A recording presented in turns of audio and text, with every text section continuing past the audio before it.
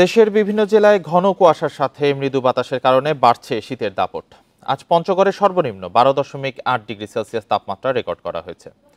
বেলা বাড়ার সাথে সাথে ঘন কুয়াশা কাটলেও উত্তরের হিমেল বাতাসে বাড়ছে শীতের দাপট। তীব্র শীতের কারণে দুর্ভোগ বাড়ছে নিম্ন আয়ের মানুষের।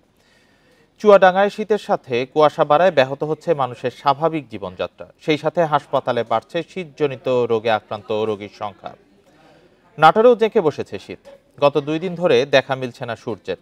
আগুন জ্বালিয়ে শীত নিবারণের চেষ্টা করছে ছিন্নমূল মানুষ। মেহেরপুরে কুয়াশার ঘনত্ব বেশি হয় দুর্ঘটনা এড়াতে হেডলাইট জ্বালিয়ে চলাচল করছে যানবাহন। হিলিতেও 3 দিন ধরে দেখা মিলছে না সূর্যের। রাত ও সকালে গুঁড়ি বৃষ্টির মতো কুয়াশা, বাড়ছে শীতের তীব্রতা।